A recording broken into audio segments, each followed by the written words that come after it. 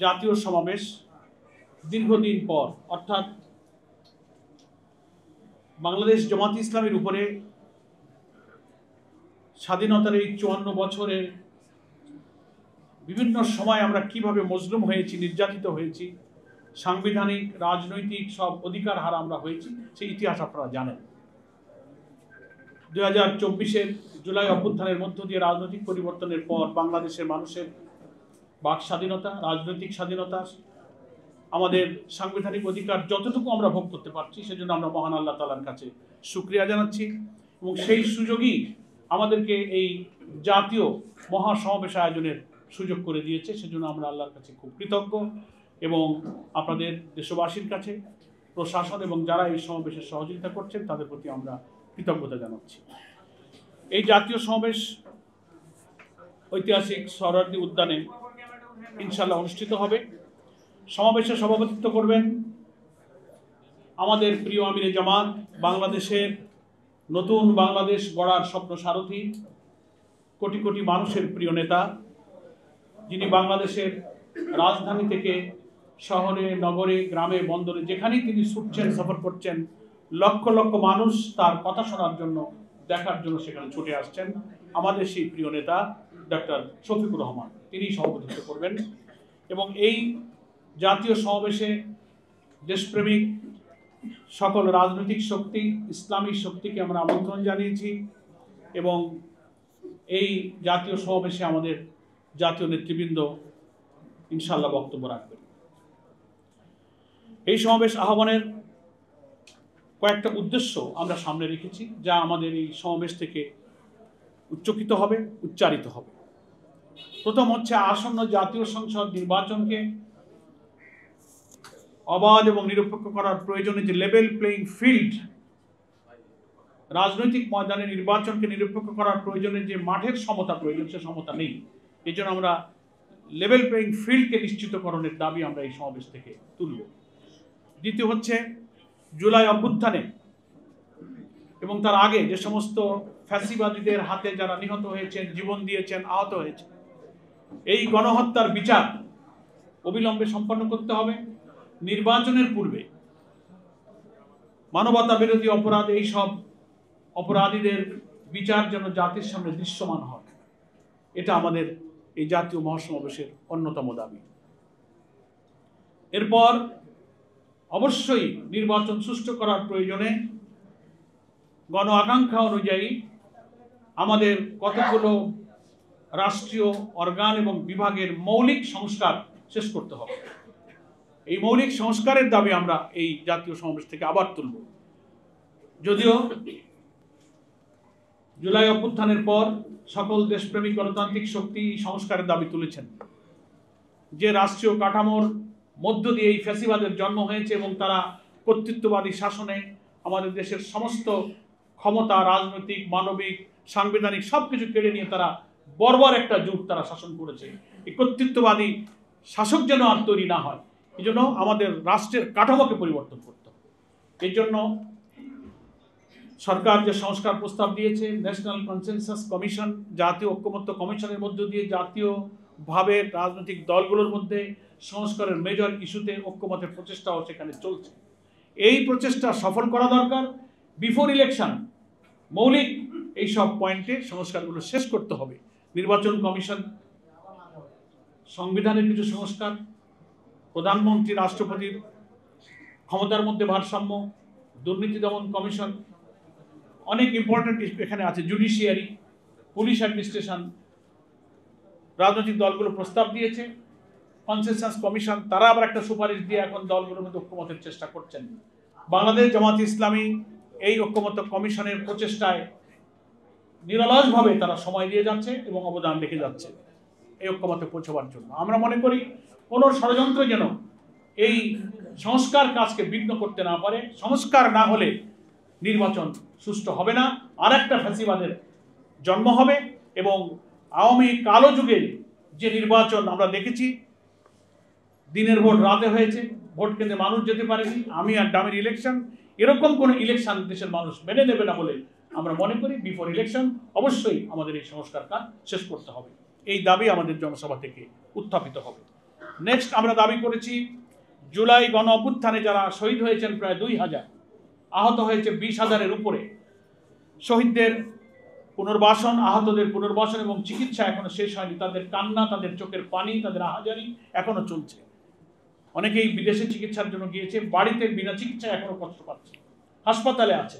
এই দাবি আমাদের জাতীয় সমাজ থেকে উত্থাপিত হবে। পিআর পদ্ধতিতে জাতীয় নির্বাচনের আয়োজন করার দাবি আমরা প্রথম থেকেই করে আসছি এবং এই দাবিতে ক্রমশ বাংলাদেশের উল্লেখযোগ্য রাজনৈতিক দলগুলো এখন একমত। দু একটা দল তাদের ভিন্ন যুক্তিতে হয়তো দুঃখজনকভাবে এখনো রাজি হয়নি। আমরা ওই জাতীয় সমাবেশ থেকে আহ্বান জানাবো আমাদের প্রপোর্শনাল রিপ্রেজেন্টেশন, সংখ্যানুপাতিক পদ্ধতিতে এই নির্বাচন হলে দেশে কালো টাকা, পেশি শক্তির দৌরাত্ম্য কমবে, মনোনয়ন বাণিজ্য থাকবে না, দক্ষ যোগ্য পার্লামেন্টেরিয়ানকে পার্লামেন্টে প্রত্যেকটি দল তাদের সিনিয়র নেতাদেরকে সেখানে মনোনীত করে সংসদে পাঠাতে পারবে, ফলে পার্লামেন্ট একটা কোয়ালিটি পার্লামেন্ট হবে। এই দাবি আমরা এই মহাসমাবেশ থেকে তুলব। এরপরে আমরা প্রবাসী 1 কোটির বেশি ভোটার আছে যারা রুটি রুজি এবং শিক্ষা নানান প্রয়োজনে প্রবাসে অবস্থান করছে। এই প্রবাসীদের ভোটাধিকার তো দিতেই হবে, ভোট কিভাবে তারা দিবে সেই ব্যবস্থাটাও নিশ্চিত করতে হবে। আলহামদুলিল্লাহ বাংলাদেশ জামাত ইসলামের পক্ষ থেকে লিখিতভাবে আমরা একটি প্রতিনিধি দল ইলেকশন কমিশনকে দাবি আগেই জানিয়েছিলাম এবং বারবার আলোচনার পর ওনারা নীতিগতভাবে একমত হয়ে তার প্রক্রিয়া ওনারা শুরু করেছেন। আমরা এই দাবিও এই জাতীয় সমাবেশ থেকে আবার তুলব। দুর্নীতিমুক্তভাবে বাংলাদেশকে বিনির্মাণের ব্যাপারে আমাদের দাবি এই সমাবেশ থেকে উত্থিত হবে। জাতীয় নির্বাচনের পূর্বে স্থানীয় নির্বাচনের যে যুক্তি, যে গ্রহণযোগ্যতা, এটাও আমরা এই মহাসমাবেশে ইনশাআল্লাহ তুলে ধরব। দেশের আইন শৃঙ্খলা পরিস্থিতিতে বিরাজমান এখন যে অবস্থা আমরা দেখতে পাচ্ছি, জানমাল, রাজনৈতিক দল মত নির্বিশেষে সকলে এটা অনুভব করছেন যে আমাদের আইন শৃঙ্খলা পরিস্থিতি রক্ষায় যারা নিয়োজিত বাহিনী, বিভিন্ন এজেন্সি, তারা যথার্থ ভূমিকা পালনে ব্যর্থ হয়ে যাচ্ছে। নিষ্ঠুরভাবে মানুষ হত্যা করা হচ্ছে, ভিন্ন মতকে সহ্য করা হচ্ছে না। এই নানান পরিস্থিতির উত্তরণে এই জাতীয় সমাবেশ থেকে আমাদের জাতীয় নেতৃবৃন্দ সরকারের প্রতি, দেশবাসীর প্রতি প্রয়োজনীয় বক্তব্য উপস্থাপন করবেন। এই সব গণ দাবিগুলো, এই গণ আকাঙ্ক্ষাগুলো সামনে রেখে আগামী 19শে জুলাই সোহরাওয়ার্দী উদ্যানে আমাদের এই জাতীয় সমাবেশের আয়োজন করা হয়েছে।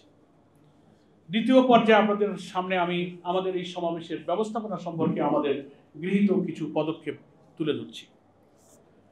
আমাদের এই জাতীয় সমাবেশ সফল করার জন্য একটা বাস্তবায়ন কমিটি গঠন করা হয়েছিল। এটাকে সফল করার জন্য 8টি উপকমিটি গঠন করা হয়েছে। সেখানে আমাদের ডেকোরেশন, মঞ্চ, সাউন্ড সিস্টেম, প্রচার, মিডিয়া, অভ্যর্থনা, মেডিকেল, পরিবহন, শৃঙ্খলা, পানি, স্যানিটেশন, সাংস্কৃতিক বিভাগ, নানান বিভাগ সমন্বয়ে এইসব কমিটি দায়িত্ব পালন করবে ইনশাআল্লাহ এই সমাবেশকে সুষ্ঠু করার জন্য। আমাদের মঞ্চ ও মাঠ ব্যবস্থাপনার ক্ষেত্রে মূল মঞ্চ আমাদের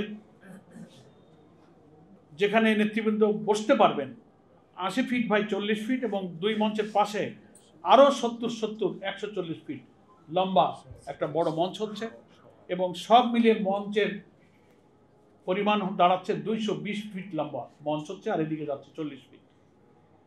মঞ্চের উপরে ত্রিপলযুক্ত বৃষ্টির কারণে আমরা ছাউনির ব্যবস্থা করব। স্টেজটা হবে আমাদের 3 গ্যালারি বিশিষ্ট স্টেজ হবে। 3 গ্যালারি সিস্টেমে ধাপে ধাপে আমাদের চেয়ারে বসার ব্যবস্থা থাকবে। স্টেজের সামনে বর্ধিত আকারে একটা আধুনিক পোডিয়ামের মাধ্যমে স্পিকার স্ট্যান্ড বা বক্তা যেখানে সামনে বক্তব্য রাখবেন সে ব্যবস্থা আমরা রেখেছি। মাঠের অর্থাৎ সোহরাওয়ার্দী উদ্যানের 3টি প্রবেশ পথে আমাদের 3টি তোরণ থাকবে। মঞ্চে জাতীয় এবং কেন্দ্রীয় নেতৃবৃন্দ এবং শহীদ পরিবারের সদস্যবৃন্দ আসন গ্রহণ করবেন, সে আসন নির্দিষ্ট থাকবে।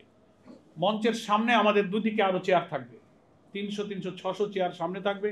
সেখানে শহীদ পরিবারের অনেক সদস্য, আহত যারা জুলাই যোদ্ধা, সাংবাদিক, সুধী, বিশিষ্ট জন এবং আমাদের জেলা আমিরগণ আমন্ত্রিত যারা আসবেন তাদেরকে আমরা সেখানে আসন ব্যবস্থা সংরক্ষিত রেখেছি। স্টেজের পেছনে একটা গ্রিন রুম থাকবে। বিভিন্ন প্রয়োজনে কেউ বিশ্রাম নিতে চাইলে সেখানে একটা আলাদা ব্যবস্থা থাকবে এবং সেখানে আমাদের মাঠের চতুর্দিকে সহজে দেখতে এবং শুনতে পারার সুবিধা রেখে 33টি LED স্ক্রিন থাকবে ভেতরে এবং বাইরে সব মিলিয়ে। মাইকের হর্ন আমরা মাঠের বাইরে রাজধানীর যতদূর পৌঁছানো সম্ভব 310টি হর্ন মাইকের আপাতত সেট করার জন্য ব্যবস্থা নেওয়া হয়েছে বিস্তীর্ণ এলাকা জুড়ে। সাংবাদিক এবং ইউটিউবারদের জন্য 24x20 ফিট বিশিষ্ট একটা মিডিয়া স্টেজ থাকবে ইনশাআল্লাহ সামনের দিকে। দুইটা স্টেজ থাকবে মিডিয়া এবং আমাদের ইউটিউবারদের জন্য। বিদ্যুতের অল্টারনেটিভ পৃথক জেনারেটরের ব্যবস্থা থাকবে। পানি নিষ্কাশনের একটা ব্যবস্থা থাকবে পৃথক মোটর দিয়ে যদি বৃষ্টি নামে। আমরা আল্লাহর কাছে সাহায্য চাচ্ছি। বৃষ্টিটা এখন যদিও শ্রাবণ মাস পড়েছে, বর্ষা হওয়ার সম্ভাবনা আছে, তো পানি যেন জমে না যায় তার জন্য আমাদের কিছু প্রস্তুতি আমরা রেখেছি। এবং অসমতল মাঠকে সমান করার জন্য পর্যাপ্ত পরিমাণ বালু ফেলা হচ্ছে। আপনারা অনেকেই মাঠ দেখেছেন, প্রতিদিন আমরা মাঠ মনিটরিং করছি। আমরা মাঠটাকে সমান করে মানুষ বসতে পারবে। আমরা তো বসার ব্যবস্থা করব, মাঠেই লোকেরা বসবে। বিশাল মাঠ, এখানে এত লোকের চেয়ার দিয়ে বসলে অ্যাকোমোডেশন করা কঠিন হবে। এই জন্য আমরা ত্রিপল দিয়ে বসতে পারি, সেজন্য মাঠটাকে আমরা সমতল করার চেষ্টা করছি। প্রচারণায় সারা দেশে পোস্টার লিফলেট বিতরণ হচ্ছে ব্যাপকভাবে। রাজধানী ঢাকাকে গুরুত্বপূর্ণ সড়ক, মোড়, ওভারব্রিজ, দর্শনীয় স্থানগুলোতে আমরা ব্যানার, ফেস্টুন, বিলবোর্ড দিয়ে আমরা সজ্জিত করার চেষ্টা করেছি। আমাদের ঢাকা মহানগরী দক্ষিণ এবং ঢাকা মহানগরী উত্তরের ব্যবস্থাপনায় সে সমস্ত প্রচার কার্যক্রম চলছে। এবং ঢাকা অন্যান্য জায়গায় ভ্রাম্যমাণ মাইকিং হচ্ছে, লিফলেট বিলি হচ্ছে, প্রচার মিছিল হচ্ছে প্রতিদিন সকাল বিকাল। ভ্রাম্যমাণ সাংস্কৃতিক পরিবেশনার মাধ্যমে এই জাতীয় সমাবেশের মূল বার্তা আমরা ছড়িয়ে দেওয়ার জন্য চেষ্টা করছি। আমাদের সাংস্কৃতিক পরিবেশনা হবে আমাদের এই জাতীয় সমাবেশের একটা আলাদা আকর্ষণ। মূল সমাবেশের কার্যক্রম যেহেতু 2টায় শুরু হবে, দুপুর 2টায় বক্তৃতার পালা, তার আগে সকাল 10টা থেকে ইনশাআল্লাহ আমাদের এই সাংস্কৃতিক পরিবেশনা শুরু হবে।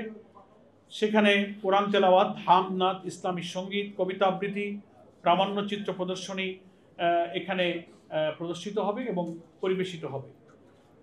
বাংলাদেশের খুব পরিচিত প্রতিষ্ঠিত জাতীয় সাংস্কৃতিক সংগঠন সাইমম শিল্পী গোষ্ঠী সহ আঞ্চলিক এবং বিভিন্ন জাতীয় সাংস্কৃতিক সংগঠন এই পরিবেশনায় অংশগ্রহণ করবেন। 20টি পয়েন্টে প্রায় 6000 স্বেচ্ছাসেবক বিভিন্ন বিভাগে দায়িত্ব পালন করবেন। বিভাগ তো আপনারা শুনলেন, অনেকগুলো ডিপার্টমেন্ট আমরা করেছি। এই সব বিভাগে আমাদের প্রায় 6000-এর মতো স্বেচ্ছাসেবক ইনশাআল্লাহ দায়িত্ব পালন করবেন। স্বেচ্ছাসেবকদের জন্য পরিচিতির সুবিধাতে আলাদা ড্রেস থাকবে। ঢাকা শহরের বাইরে থেকে, ঢাকা রাজধানী এবং পার্শ্ববর্তী জেলাগুলো থেকে যারা আসবেন, গাড়ি পার্কিংয়ের জন্য আমরা কমপক্ষে 15টা পার্কিংয়ের ব্যবস্থা আমরা রেখেছি। তাতে হবে না, আমরা যে সাড়া পাচ্ছি সারা দেশ এবং পার্শ্ববর্তী জেলাগুলো থেকে, তাতে রেলপথ, নৌপথ, সড়ক পথ, সব পথেই এই জনসভার দিকে মানুষের ঢল নামে রাজধানীর মুখে ইনশাআল্লাহ। তো আমরা সাধ্যমতো চেষ্টা করছি এই পার্কিং স্পটগুলো সেফ এবং সেফটি সিকিউরিটি কীভাবে রাখা যায় সেগুলো নির্দিষ্ট করে সেখানেও আমাদের স্বেচ্ছাসেবক ইনশাআল্লাহ থাকবে। ওয়াসা থেকে সরবরাহকৃত পানির ব্যবস্থা রাখার চেষ্টা করছি। পানি বোতলের পানি রাখার জন্য আমরা 50,000 মিনারেল ওয়াটারের বোতল রাখবার জন্য আমরা ইনশাআল্লাহ পরিকল্পনা গ্রহণ করেছি। ভিআইপি এবং সাধারণের জন্য খুব জরুরি ভিত্তিতে টয়লেটের প্রয়োজনে আমরা বেশ কিছু টয়লেট ব্যবস্থা ভিআইপিদের জন্য রেখেছি, সাধারণের জন্য আমরা ইনশাআল্লাহ রাখব। প্রাথমিক চিকিৎসার জন্য, ফার্স্ট এইডের জন্য আমাদের 15টা মেডিকেল বুথ থাকবে। সরাব্দি উদ্যানের চারিপাশ দিয়ে আমাদের ভিতরে বাইরে মিলে মোট 15টা মেডিকেল বুথ থাকবে।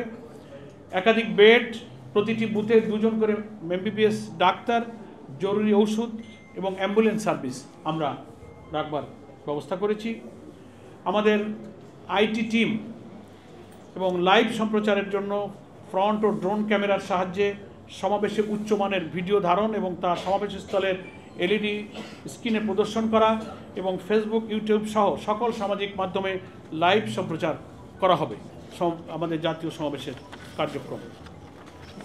এবং জনসভার শৃঙ্খলা, নিরাপত্তা, ট্রাফিক ব্যবস্থাপনা, আইন শৃঙ্খলা পরিস্থিতি, রাজধানীর বাইরে থেকে আগত জনসাধারণের জন্য সড়ক নৌ ও রেলপথে নিরাপদ যাতায়াত নিশ্চিত করার জন্যে আমরা মাননীয় স্বরাষ্ট্র উপদেষ্টা, পুলিশ কমিশনার এবং সংশ্লিষ্ট বিভিন্ন সংস্থা বিভাগের সহযোগিতা কামনা করেছি। আমরা সাক্ষাৎ করেছি, লিখিতভাবে আমাদের প্রয়োজনীয় চাহিদা জানিয়েছি। আমাদের নেতৃবৃন্দ সাক্ষাৎ করে আমরা যাবতীয় সহযোগিতা ওনাদের কাছে চেয়েছি। ওনারা সাধ্যমতো সহযোগিতার জন্য কথা দিয়েছেন এবং তারা প্রচেষ্টা চালিয়ে যাচ্ছেন।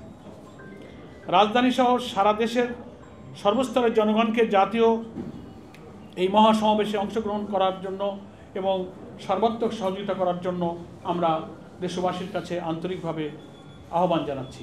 আমরা সর্বশেষ যে খবর পাচ্ছি তাতে সারা দেশ থেকে সড়ক, নৌ এবং রেলপথে বিপুল সংখ্যক মানুষ রাজধানীতে ইনশাআল্লাহ ওই দিন বিভিন্ন প্রবেশ পথ দিয়ে প্রবেশ করবে। এ কারণে দেশবাসীর কাছে আমাদের আহ্বান এবং রাজধানীবাসীর কাছে বিশেষ করে আহ্বান যে এই সব কারণে নগর জীবনে হয়তো একটু দুর্ভোগ এবং যানজট সৃষ্টি হতে পারে। আমরা জামাত ইসলামের পক্ষ থেকে দেশবাসী এবং নগরবাসীর কাছে অগ্রিম বিনয়ের সাথে ক্ষমা প্রার্থনা করছি যে এই সমাবেশের কারণে কিছু জনদুর্ভোগ, কিছু যানজটের কারণে নগরবাসীর কিছু কষ্ট হবে। আমরা নগরবাসীর কাছে, দেশবাসীর কাছে অগ্রিম ক্ষমা প্রার্থনা করে রাখছি। আপনারা আমাদেরকে ক্ষমা সুন্দর দৃষ্টিতে দেখবেন। আপনারা জানেন যে আমরা মানুষের জন্য এবং দেশের কল্যাণেই কাজ করছি। আমাদের একটি রাজনৈতিক সাংবিধানিক অধিকার এই বিশাল জাতীয় সমাবেশ সফল করা। আমরা দুর্ভোগ এড়ানোর জন্য কিন্তু দেখবেন নগরীর কোনো সড়ক আমরা ব্যবহার করিনি, অনেকে রাস্তার উপরে সমাবেশ করেন, কিন্তু আমরা কোনো সড়ক ব্যবহার না করে ঐতিহাসিক সোহরাওয়ার্দী উদ্যানকেই ব্যবহার করার জন্য সিদ্ধান্ত নিয়েছি, যেটা খুবই ব্যয়বহুল। এখানে পানি, এখানে বালু ভর্তি করা লাগে, যথেষ্ট এক্সপেন্সিভ এখানে একটা মহাসমাবেশ করা। তবুও আমরা সড়ক এড়িয়ে আমরা এই ময়দানকেই কিন্তু জনসভার জন্য ব্যবহারের সিদ্ধান্ত নিয়েছি। যে সড়কে এরকম জনসভা করলে কিন্তু রাজধানী একেবারেই অচল হয়ে পড়ে। এটা আমরা জনস্বার্থে আমরা এই কষ্ট করেছি। ফলে আমরা দেশবাসীর কাছে আজকের এই সাংবাদিক সম্মেলন থেকে আহ্বান জানাবো, সরকার এবং সংশ্লিষ্ট প্রশাসন এবং যত বিভাগ আছে সমগ্র দেশবাসীর কাছে আমরা আন্তরিক দোয়া এবং সহযোগিতা কামনা করছি। বৃষ্টি মৌসুম হওয়ার কারণে বৃষ্টি হওয়ারও সম্ভাবনা আছে। আমরা আহ্বান জানাবো, সাংবাদিক বন্ধুদের কাছে বিশেষ অনুরোধ থাকবে, আপনাদের যথেষ্ট সহযোগিতা সুব্যবস্থা ওখানে আপনাদের সংবাদ গ্রহণ এবং পরিবেশনের জন্য আমরা রাখবার চেষ্টা করেছি। আমাদের এই জাতীয় মহাসমাবেশে যারা উপস্থিত হবেন, বৃষ্টি হলেও তারা যেন শৃঙ্খলার সাথে এই সমাবেশ সফল করেই তারপর সমাপ্তি পর্যন্ত থাকেন, সেই আহ্বান আমরা আগের থেকেই জানিয়ে রাখছি। আমাদের সেই মোটিভেশন আগের থেকেই চলছে। মহিলা মহল থেকে এই সমাবেশে অংশগ্রহণ করার আগ্রহ আকুতি আমাদের কাছে এসেছে। আমাদের সংগঠনের যারা মহিলা কর্মী এবং দায়িত্বশীলরা আছেন তারাও এই আগ্রহ ব্যক্ত করেছেন। এটা নিয়ে আমাদের কেন্দ্রীয়ভাবে সম্মানিত আমির জামাতের উপস্থিতিতে আমরা বিস্তারিত আলোচনা করেছি যে এই বিশাল জাতীয় মহাসমাবেশে তাদেরকে আমরা অংশগ্রহণ করবার কোনো সুযোগ দিতে পারি কিনা। বিস্তারিত আলোচনার পর আমরা দেখেছি এই লক্ষ লক্ষ মানুষের এই সমাবেশে তাদের নিরাপদ পরিবেশে এই বর্ষা মৌসুমে একটু বসবার ব্যবস্থা, ভেতরে প্রবেশ এবং বাইরে যাওয়ার নিরাপদ, সুশৃঙ্খল, ঝামেলামুক্ত কোনো পরিবেশ এরকম এই মাঠে করাটা অসম্ভব। আমি একটু লেট মি ফিনিশ। আমাদের অনেক সমাবেশে মহিলারা থাকেন, তাদের জন্য আমরা সেপারেট অ্যারেঞ্জমেন্ট থাকে। মিডিয়ার কল্যাণে আপনারা তো লাইভ ব্রডকাস্ট করবেন অনলাইন, সারা দুনিয়া ঘরে বসে, শুধু দেশ কেন সারা পৃথিবীর প্রান্ত থেকে এই সমাবেশ তারা দেখতে পারবে। এটার জন্য আমরা দুঃখিত। যদি আল্লাহ তাআলা কখনো কোনো পরিবেশ এদেশে আমাদের দেন, লক্ষ লক্ষ নারীরাও আমাদের এই সমাবেশে ইনশাআল্লাহ অংশগ্রহণ করবে, ইনশাআল্লাহ সুযোগ পাবেন। নেক্সট হচ্ছে পিআর পদ্ধতি। এটা একটা বিশাল গুরুত্বপূর্ণ একাডেমিক ডিসকাশনেরও প্রশ্ন আছে। এটা নিয়ে গোলটেবিল হচ্ছে, আলোচনা হচ্ছে। আপনারা সাংবাদিক নিশ্চয়ই এগুলো গবেষণা করছেন। বিশ্বের প্রায় 90টি দেশে পিআর পদ্ধতি চালু আছে এবং পিআরেরও প্রায় 6টা পদ্ধতি আছে। এগুলো একটা দুইটা কথায় এটার কোনো অ্যান্সার হয় না। তবে বাংলাদেশের প্রেক্ষাপটে পিআর পদ্ধতির নির্বাচনে আমি সংক্ষেপে শুরুতেও বলেছি, এটা হচ্ছে একটা উপযুক্ত পন্থা। প্রত্যেকটি ভোটের মূল্যায়ন হয় according to ratio of vote. পার্লামেন্টের 300 আসনকে প্রত্যেকটি দল রেশিও অনুযায়ী তার দলের মধ্যে নমিনেট করেন। এখানে কালো টাকা, বেশি শক্তি, মনোনয়ন বাণিজ্য থাকে না, একটা কোয়ালিটি পার্লামেন্ট হয়, অনেক সুবিধা এখানে আছে। সেগুলো এটা যেহেতু আজকের এই সম্মেলনটা জনসভা কেন্দ্রিক, এটা খুব ডিসকাশনের ব্যাপার না। আমরা আমাদের দৃষ্টিভঙ্গি থেকে বলেছি জনসভায় ইনশাআল্লাহ আমাদের জাতীয় নেতৃবৃন্দ আমির জামাতের ব্যাপারে বক্তব্য রাখবেন। নেক্সট, আপনাদের এই সমাবেশে আপনারা তো অনেক বড় আয়োজন করেছেন, কত লোক হতে পারে বলে আপনারা আশঙ্কা করছেন? আশঙ্কা না, আশা। আমরা আশা করছি সেটা অগণিত, আমরা গণনা করে বলতে পারবো না। আমরা এই সংখ্যাটা অগণিত শব্দ দিয়ে বোঝাতে চাই যে সারা দেশ থেকে বিপুল পরিমাণ লোক আসবে, আপনারাই গণনা করবেন ইনশাআল্লাহ। নেক্সট, একজন এনসিপি যে প্রোগ্রাম করেছিল সেখানে হামলা হয়েছে, তো যেহেতু আপনাদের এত বড় একটি প্রোগ্রাম, সেক্ষেত্রে নিরাপত্তার জায়গাটা আপনারা কিভাবে নিশ্চিত করছেন আপনাদের দলীয়ভাবে এবং সেই সাথে প্রশাসনের সাথে যারা রয়েছেন, কিভাবে আসলে এটা সম্ভব? ডিএনপির সাথে আমরা মিটিং করছি আর আমাদের প্রস্তুতি আছে। একটু হয়ে গেছে একটা তো দিদি, আমরা আলহামদুলিল্লাহ